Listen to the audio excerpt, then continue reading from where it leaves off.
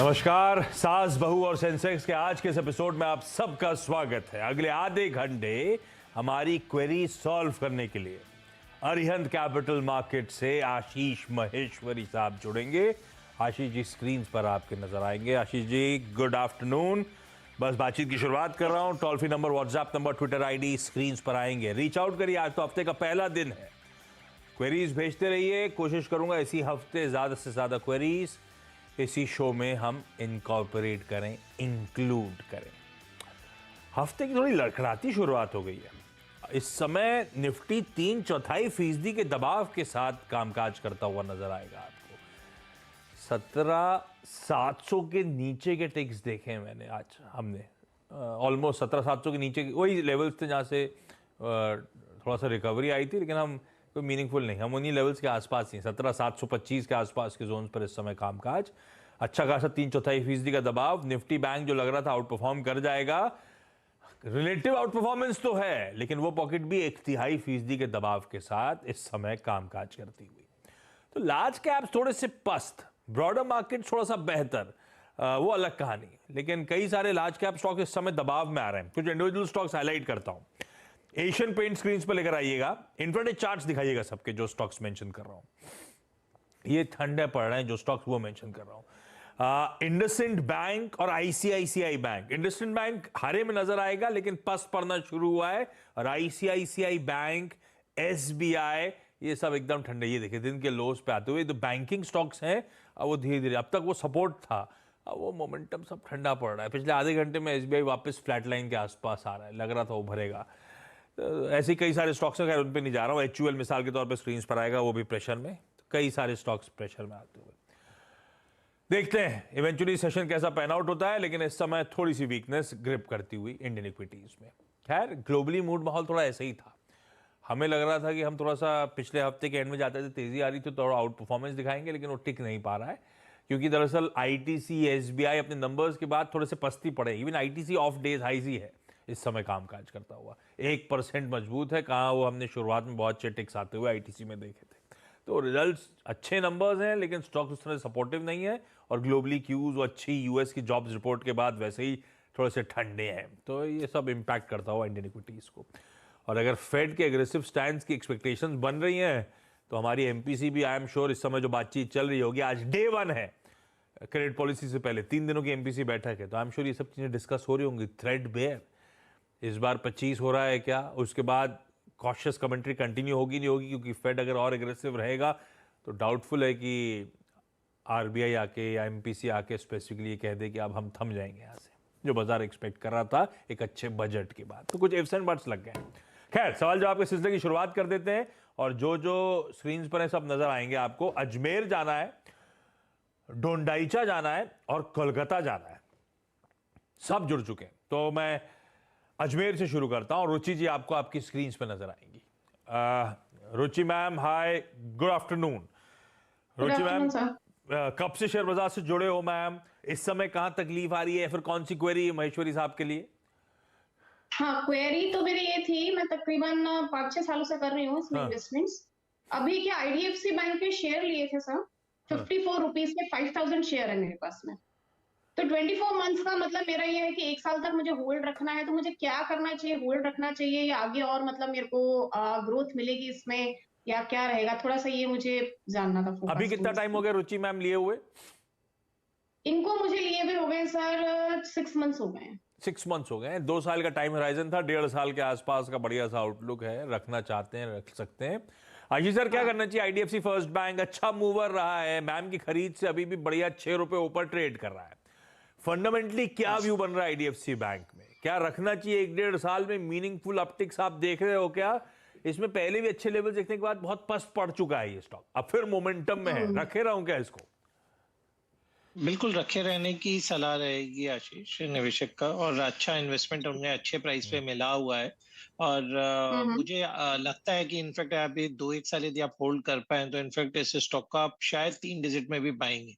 अब रीजन ये है कि सबसे पहले तो जो उनके जो नतीजे आ रहे हैं क्वार्टर ओवर क्वार्टर, उसमें कंटिन्यूस इंप्रूवमेंट आ रहे हैं।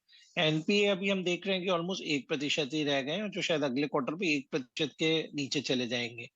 तीसरी बात इंपॉर्टेंट ये है कि पिछले 1 साल में एफआईज ने इस बैंक में अपनी हिस्सेदारी हर क्वार्टर में बढ़ाई। तो 14% जो हिस्सेदारी थी उनकी अब जाके 20% हो गई है। तो क्वालिटी हैंड्स में स्टॉक एक्यूमुलेट हो रहा है, क्योंकि रिटेल बैंकिंग में जो उन्होंने अपना फोकस शिफ्ट कर लिया है, तो उसके फ्रूट्स अब आने शुरू हुए हैं। तो इनफैक्ट आपको तो होल्ड करने की सलाह है, और जो कोई नए निवेशक भी देख रहे हैं या किसी बैंक स्टॉक में उनको निवेश करना है, तो आईडीएफसी फर्स्ट में अभी भी निवेश किया जा सकता है। मैं काफी बुलिश हूँ इस बैंक के फ्यूचर प्रोस्पेक्ट्स को लेकर। 3 डिजिट मैम की खरीदारी तो अच्छे लेवल्स पे 55 पे 3 डिजिट मतलब पैसा डबल। मैम रखिए वही होल्ड करिए, आशीष सर को पसंद आ रहा है इन लेवल्स के आसपास, और आपके लेवल्स तो एंट्री पॉइंट अच्छे हैं, वो तो कह रहे हैं करंट लेवल पे भी चाहे तो खरीदारी करी जा सकती है। तो IDFC first bank ma'am hold करिए। डोंडाइचा से शुभांगी जोशी स्क्रीन पर। डोंडाइचा मतलब शुभांगी तो महाराष्ट्र में ही है ना? यस सर, महाराष्ट्र में। हाँ मैम, शुभांगी मैम पहला सवाल कौन सा महेश्वरी सर के लिए? सर मैंने आईटीसी के ऑप्शन कॉल लिए हैं 380 के 3 लॉट्स। 380 के 3 लॉट लिए हैं और मेरी 9.5 रुपए। पीपी प्राइस है 9.45। 9.5 रुपए मोटा मोटी पकड़, 9 रुपए 45 पैसे पे 2-2.25 रुपए पर शेयर का लॉस हो रहा है। आईटीसी का रिजल्ट प्ले कर रही थी शुभांगी मैम। हाँ 23 को एक्सपायरी है, तो मुझे लगा कि बढ़ जाएंगे क्योंकि आईटी का अभी शेयर्स अच्छे चल रहे हैं। भाई आशीष सर क्या करा जाए? आईटीसी रिजल्ट तो अच्छे थे, बजट के बाद बहुत अच्छे मूव्स बने, लेकिन आज अब पस पड़ना शुरू हो गया है। ऐसा तो नहीं है अच्छे मूव्स के बाद अब यहाँ से ठंडा पड़ना शुरू हो। 380 की कॉल फरवरी की है समय मेरे पास, पर डिके होता जा रहा है। क्या करना है इसका? रखना चाहिए आपके हिसाब से या नहीं? मेरे को 2 रुपए 2.25 रुपए पर लॉट नुकसान हो रहा है। देखिए आज जो थोड़ा सा हम इनफैक्ट आईटीसी नहीं ओवरऑल मार्केट में देख रहे हैं, जो कॉल के प्रीमियम्स में डीके थोड़ा फास्ट है, क्योंकि उसके पीछे रीजन ये है कि जो एक वोलेटिलिटी बनी हुई है, तो जो कॉल के बायर्स हैं वो बहुत आगे आकर कॉल्स को बाय नहीं कर रहे हैं, पहली बात। और दूसरा इशू ये है कि जब भी बाजारों में थोड़ी सी लोगों को अनसर्टेनिटी लगती है, तो वो कॉल सेलिंग भी बढ़ जाती है, जो हमें आईटीसी में देखने को मिल रहा है। नतीजों में कहीं कोई समस्या नहीं, नतीजे काफी अच्छे हैं, और मुझे लगता है कि ये स्टॉक आपको अगले महीने तक शायद 400 रुपए भी क्रॉस करके दे। पर चूंकि आपने कॉल लिया है, तो मेरी सलाह रहेगी एक फिर भी 5 रुपए का आप स्टॉप लॉस बिल्कुल मेंटेन रखिए, ताकि यदि लॉस भी होता है तो लिमिटेड हो। और यदि आपका स्टॉप लॉस हिट होता है तो थोड़ा इंतजार करिए, मार्केट स्टेबलाइज होने दीजिए और अगले मंथ में शिफ्ट कर लीजिए, क्योंकि आईटीसी एक परफॉर्मर स्टॉक रहा है पिछले कुछ समय से, और आगे भी मेरा उम्मीद है कि ये अच्छा परफॉर्म करेगा। अच्छा परफॉर्म जाएगा 400 के ऊपर। आज सुबह ब्रोकरेजेस भी 450 तक के टारगेट्स देनी थी, पर वो 12 महीने के लिए आज से अपना इंटरेस्ट है इसी बार में अच्छे मूव्स आ जाए नहीं आ जाए कहना मुश्किल। 5 रुपए का स्टॉप लगाइए मैम, और होपफुली नॉर्थवर्ड जर्नी रिज्यूम हुई तो बढ़िया ट्रेड ग्रिप में आएगा, पर 5 का स्टॉप लॉस बड़ा इंपॉर्टेंट। कोलकाता से एलिना मैम जुड़ती हुई। Elina ma'am hi, good afternoon. Ma'am आपकी पहली query. Hello. Yeah, my first one is as I'm a new investor, so I have 100 shares at 47 of IDFC First Bank. Should I keep it or hold it? लो, ये 55 का hold था तो 47 का तो और भी लपक के होल्ड है। फिर भी आशीष सर आप जवाब दे दो, अंग्रेजी में दे दो तो ज्यादा बेहतर होगा, अपनी तो कमजोर है।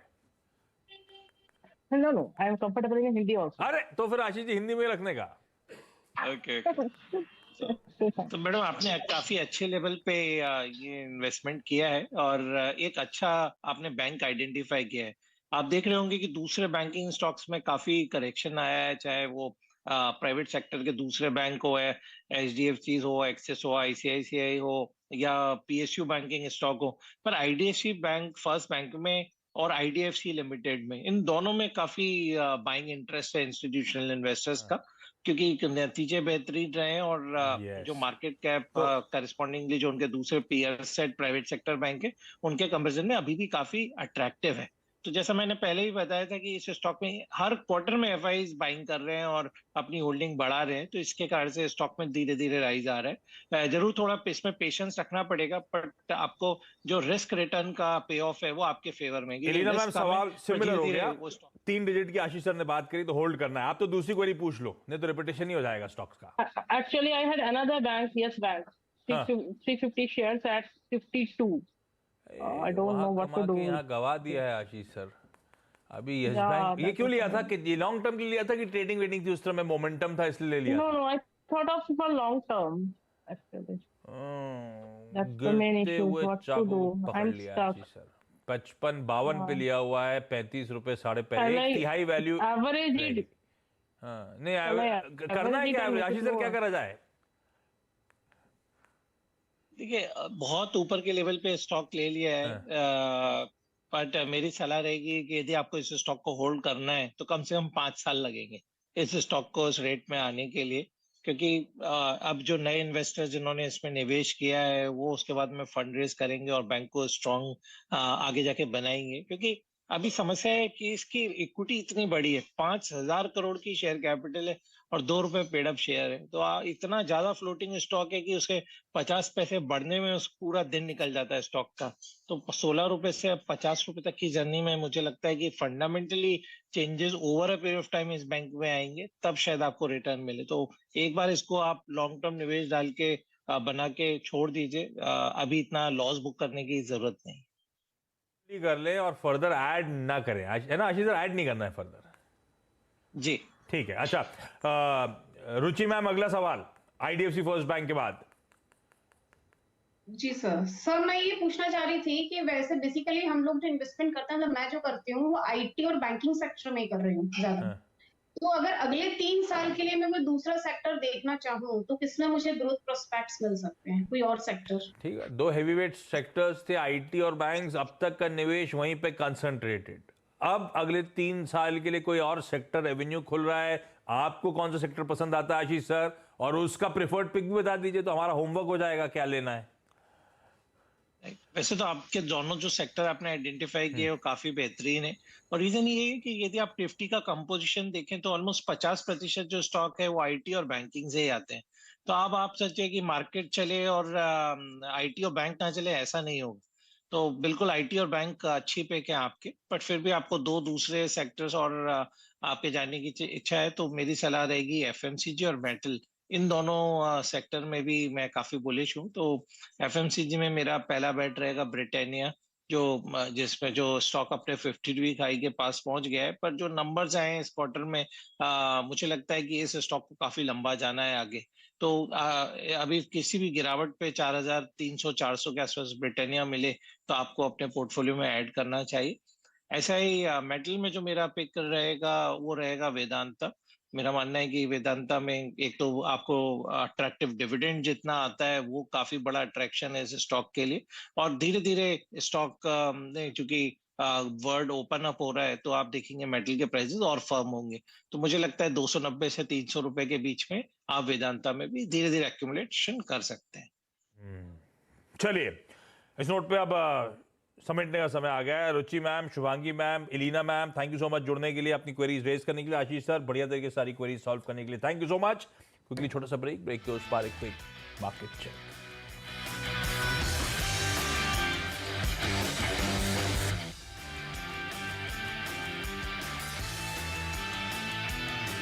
आपका स्वागत है। स्क्रीन पे निफ्टी डेज लोज के आसपास 3/4% का दबाव, और दूसरी तरफ मिड कैप ब्रॉडर मार्केट देखिए क्या बढ़िया आउट परफॉर्मेंस, वो 3/4% ऊपर है। ब्रेथ इस समय पॉजिटिव है एडवांसेस के फेवर में। खैर मिड कैप स्पेस पे मिड कैप मंथ में डिटेल में चर्चा होगी ब्रेक के उस पार, लेकिन ब्रेक पे जाते जाते महंगाई कंट्रोल में है। ये मैं नहीं कह रहा, ये कहना है वित्त मंत्री निर्मला सीतारमण का। नेटवर्क 18 के editor in chief Rahul Joshi के साथ एक एक्सक्लूसिव इंटरव्यू में जब उन्होंने ये कहा, उसका एक झलक देखते हुए ब्रेक लीजिए। I expect since the fall in the inflation, it doesn't seem to be just a momentary or a 1-month affair. It should sustain itself in the process of coming down. And therefore they should, and you're right, therefore there shouldn't be that much pressure on the central bank to keep the pace of increasing the rates. But the MPC will take a call. Of course.